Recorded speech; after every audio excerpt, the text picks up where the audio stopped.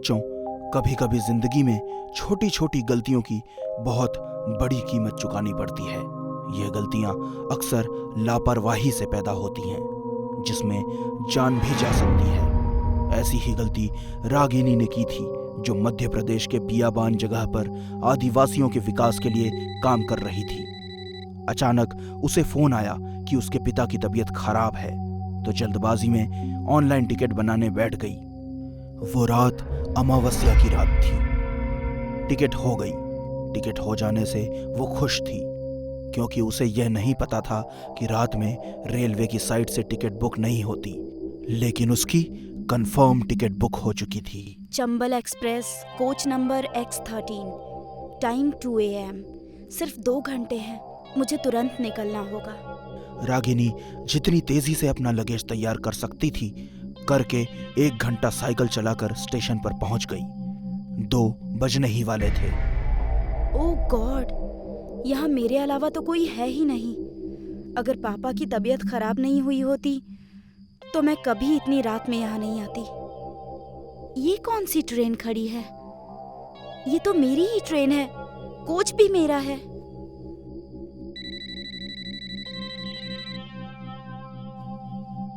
हाँ माँ, ट्रेन मिल गई है। पापा कैसे हैं? ग्रेट। हाँ, मैं 12-1 बजे तक पहुंच जाऊंगी। रखती हूँ माँ, ट्रेन में चढ़ रही हूँ। वाओ, सीट का नंबर भी तेरा है। किसी के लिए लकी, किसी के लिए अनलकी। गॉड नोज मेरे लिए क्या होगा।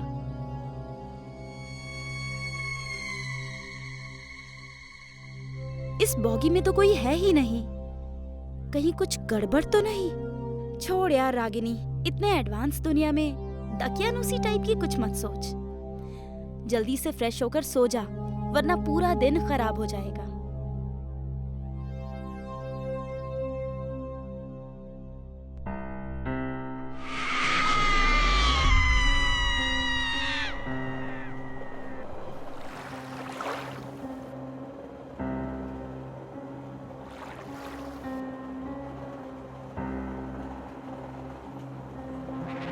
आप कौन हैं? मैं रागिनी हूँ। I'm sorry, रागिनी मैं हूँ, और ये सीट भी मेरी है। किसी के लिए लकी, किसी के लिए अनलकी। ये सीट नंबर 13 मेरी है, और मेरे पापा की तबीयत बहुत खराब है। मैं उन्हीं से मिलने अपने घर दिल्ली जा रही हूँ।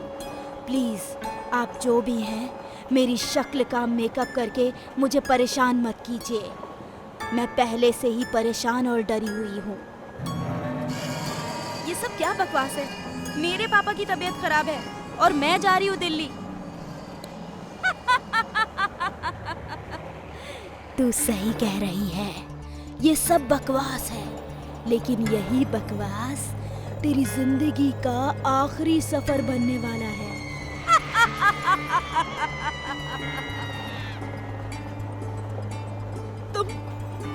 तुम कौन? ये मैं हूँ।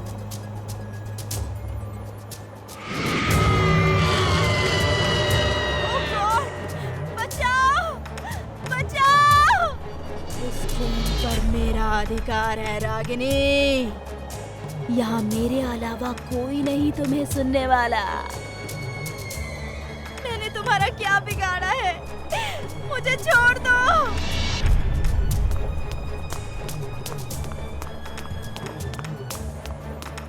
बिगाड़ा तो मैंने भी किसी का कुछ नहीं था, लेकिन इस डिब्बे में जब आग लगी थी तो मेरी मदद करने कोई नहीं आया था।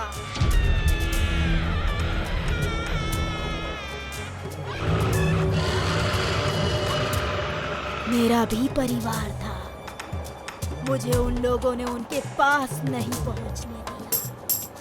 तब से मैं भी किसी को उसके परिवार से मिलने नहीं देती। लेकिन तुम्हारे साथ जो हुआ उसमें मेरी क्या गलती है? बोलो, मुझे छोड़ दो, मैं तुम्हारे पैर पकड़ती हूँ।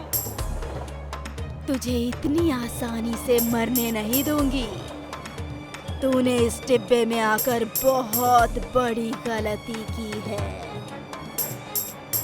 मुझे मारने से पहले ये तो सोच लो कि तुम्हारे मरने के बाद तुम्हारे पेरेंट्स कितने दुखी हुए होंगे। क्या तुम ये चाहती हो कि किसी और के पेरेंट्स भी लगातार इसी तरह दुख में जिए और उनके बच्चे को मारने वाले को वो कोसते रहे और तुम यूं ही भटकती रहो? बोलो, क्या ये खूनी सिलसिला यूं ही चलता रहेगा? तुम्हारी मौत की कीमत कितने इंसानों की जान है? बोलो बोलो। एक्सक्यूज मी, हेलो, उठिए उठिए। वो कहाँ है? कौन कहाँ है? नहीं, कुछ नहीं। पर इतनी सुबह तुम यहाँ इस वीरान स्टेशन पर क्या कर रही हो? मेरी ट्रेन थी रात की, चंबल एक्सप्रेस। क्या मैं आपकी टिकट देख सकता हूँ? बच्चे, पहली बात तो चंबल एक्सप्रेस रात में नहीं चलती। वो इस स्टेशन पर दोपहर 2 बजे आती है और बोगी X13 को पिछले 13 साल से ट्रेन में नहीं जोड़ा जाता, क्योंकि उसमें कविता नाम की एक लड़की शॉर्ट सर्किट की वजह से जलकर मर गई थी। मेरे ख्याल से किसी टेक्निकल एरर के चलते आपकी टिकट पर गलत टाइम और X13 प्रिंट हो गया है। मैं ठीक करवा देता हूँ।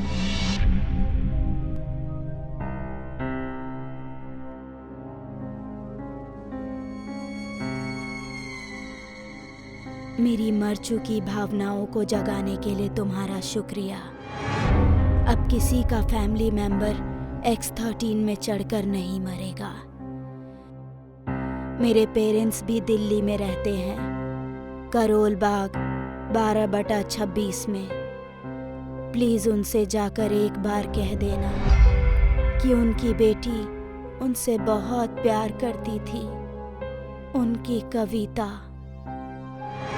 रागिनी ने परेशानी में लापरवाही के साथ टिकट बुक जरूर करवा ली थी, लेकिन किस्मत से आज वो जिंदा है और उसकी वजह से कई और लोग मरने से बच गए। मगर हर किसी की किस्मत रागिनी जैसी बुलंद नहीं होती।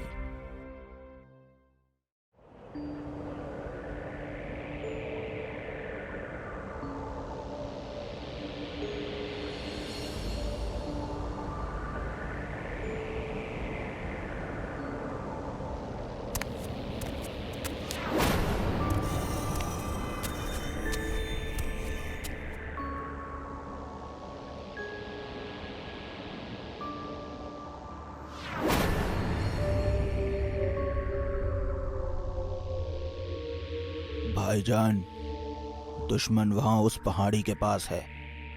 चलिए इन हथियारों का सारा लोहा दुश्मनों के जिस्म में उतार कर उन्हें जहन्नुम की सैर करवा देते हैं।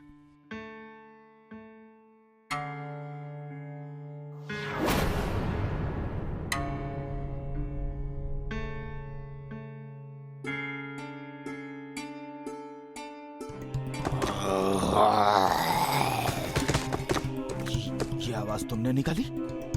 नहीं भाईजान, हमने तो कोई आवाज नहीं निकाली।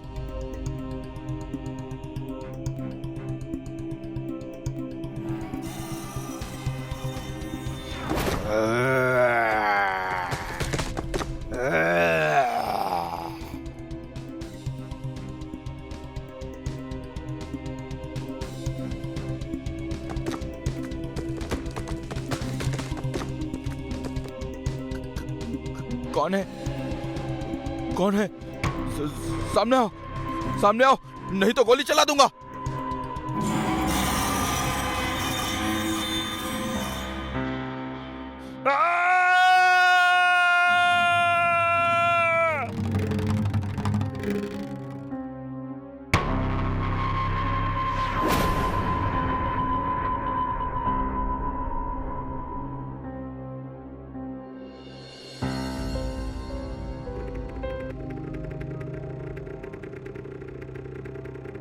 हेलो माँ, प्रणाम।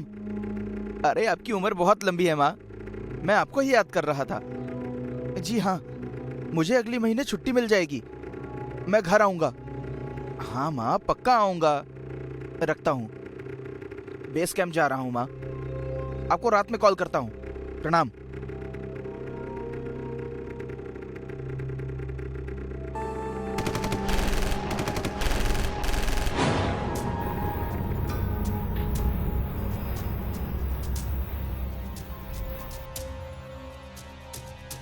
ओए, भारत माँ के बच्चे, छुपता कहाँ है? बाहर निकल, बाहर। हमने तो सुना था भारत माँ के फौजी बहुत बहादुर होते हैं, लेकिन तू तो डरपोक निकला, जो चूहे के जैसे बिल में छुपा है। बिल में हम लोग नहीं, तुम लोग छुपते हो, इसलिए छुपकर पीछे से वार करते हो। अगर बहादुर होते तो सामने से वार करते। ऐसा है तो एक बार बाहर आ जा, फिर हम सामने से ही वार करेंगे। लगता है फौजी डर गया। मैं हिंदुस्तानी शेर हूं, और शेर तुम जैसे गीदड़ों से नहीं डरता। अगर बाहर आ गया तो तुम लोगों को ढेर कर देगा। अबे फौजी, बाहर आ तो सही, देखते हैं फिर कौन किसको ढेर करता है। और ये भाषण देना बंद कर, तू अकेला है और हम 3। तेरी मौत पक्की है। अगर बचना चाहता है तो अपनी जान की भीख मांग हमसे। चूजे की औलादों, हम भारत माँ के फौजी हैं। तुम जैसे आतंकवादी 3 हो या 300, हम किसी से नहीं डरते।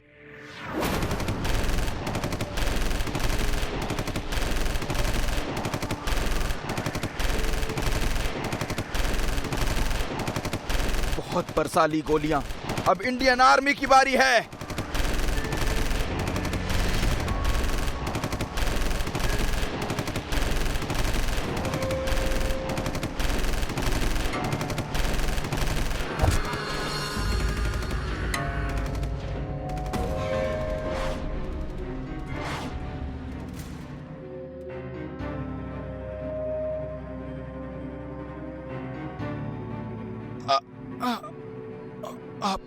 आप कौन? और यहाँ क्या कर रहे हैं? बेटा, मेरा नाम मकसूद है। ये मेरा ही घर है। झूठ! ये घर तो कब से खाली पड़ा है, और यहाँ कोई नहीं रहता। आपने सही कहा बेटा, ये घर कई सालों से खाली पड़ा था, क्योंकि हम घर छोड़कर जा चुके थे। लेकिन अब मैं वापस आ गया हूँ। अपनी आईडी दिखाइए।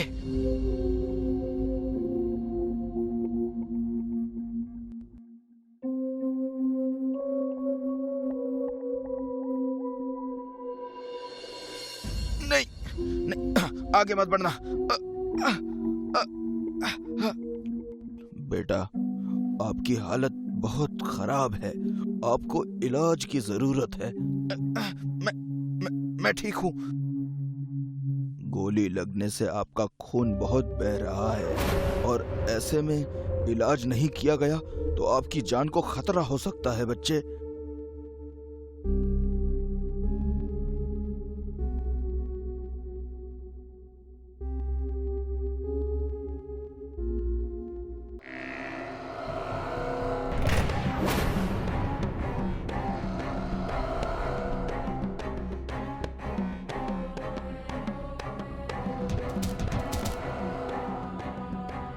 रुक जाओ, इसे गोली लगी है, इसे मत मारो।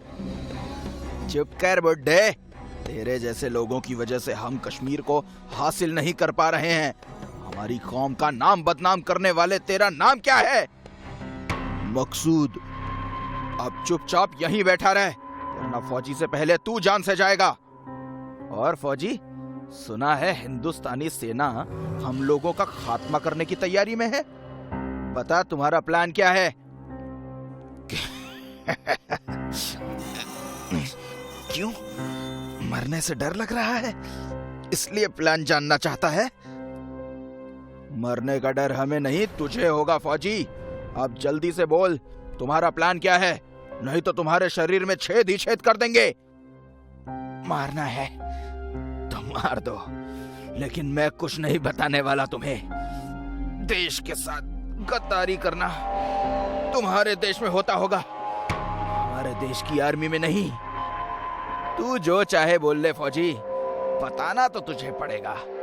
चाहे तू इसे गद्दारी बोल या अपनी जान की कीमत। बता, क्या प्लान है तुम्हारा? कहा ना, मरूंगा तो मर जाऊंगा, मगर देश से गद्दारी नहीं करूंगा। तू ऐसे नहीं तो ऐसे मानेगा।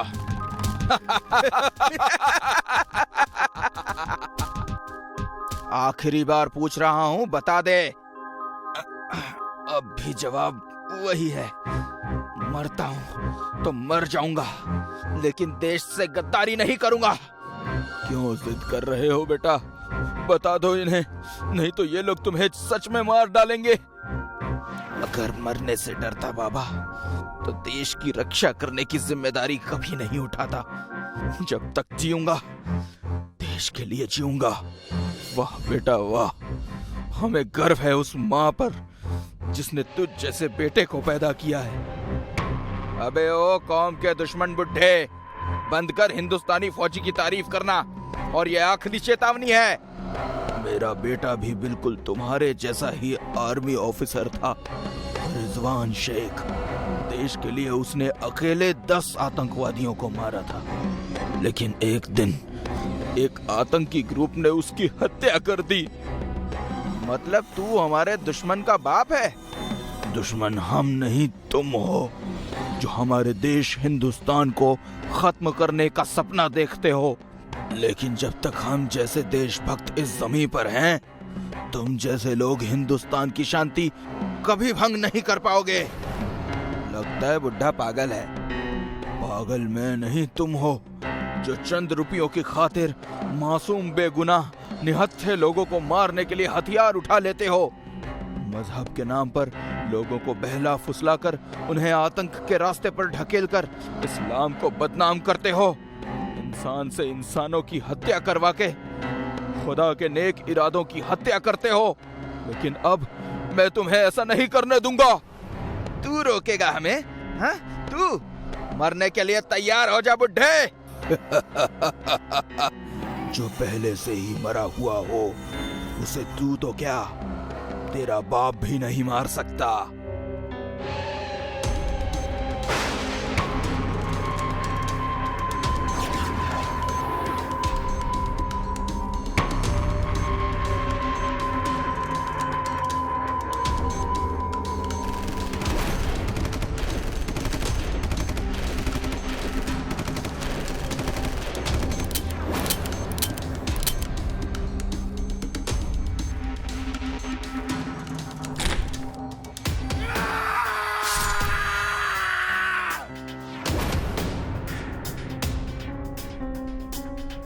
देश का ख्याल रखना। मेरे प्यारे बच्चों, इतिहास चाहे देश का हो या विदेश का, वो धरोहर होता है जिनकी जड़ों में हमारा होना छुपा है, हमारा आज छुपा है। उसका सम्मान हमें उतना ही करना चाहिए जितना सम्मान हम अपनी इच्छाओं का करते हैं। अगर ऐसा नहीं हुआ तो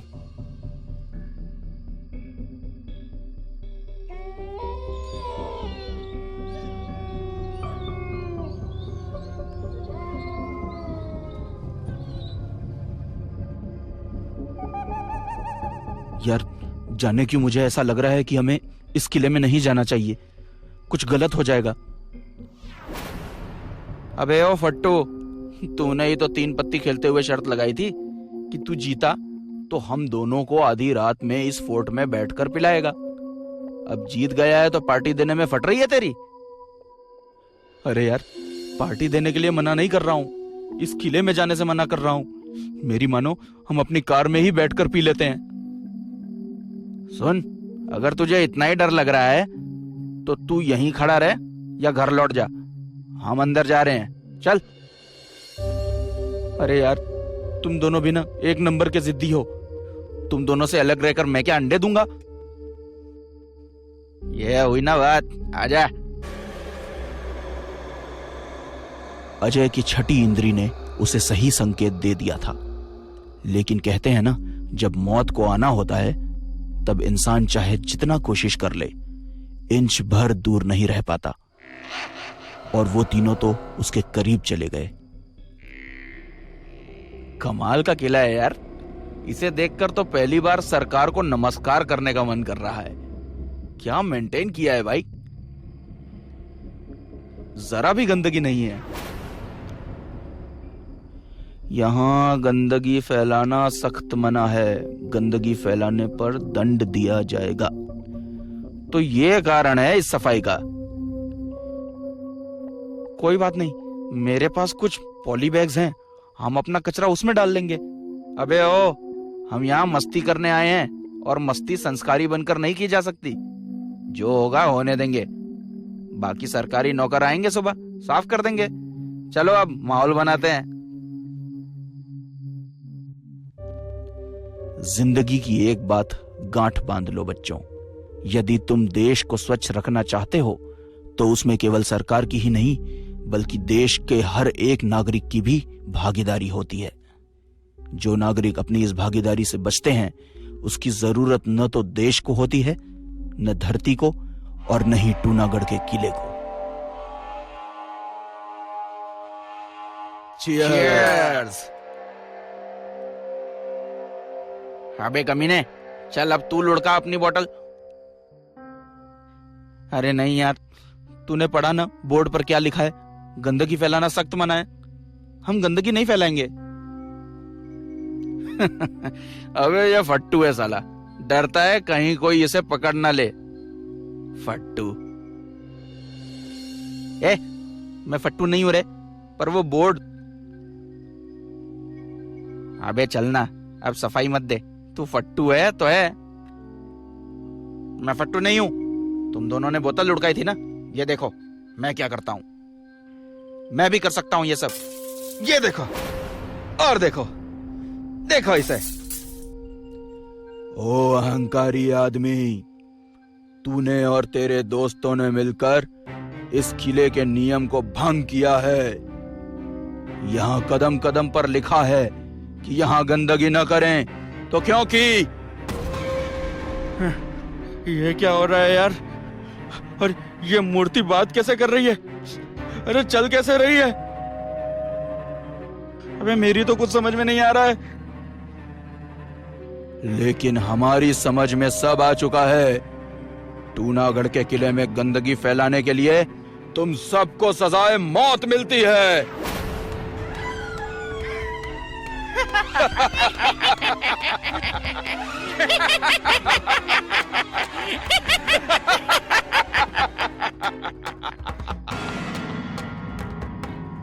ये सब क्या नौटंकी है? तुम दोनों ने ये सब किया है मुझे डराने के लिए। किसी ने कुछ नहीं किया मूर्ख अहंकारी आदमी, तुम तीनों ने किया है। मरने के लिए तैयार हो जाओ।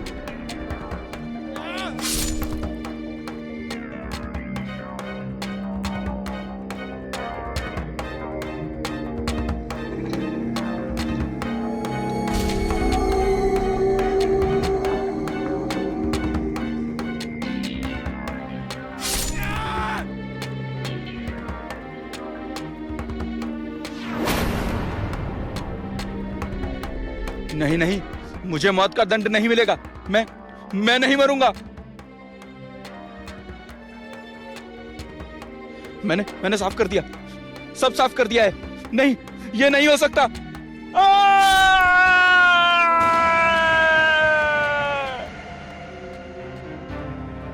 तो आज के बाद किसी भी किले में जाकर गंदगी फैलाने से पहले ये सोच लेना कि अगर वो किला भी टूनागढ़ की तरह सफाई पसंद हुआ तो तुम भी मौत का शिकार हो सकते हो।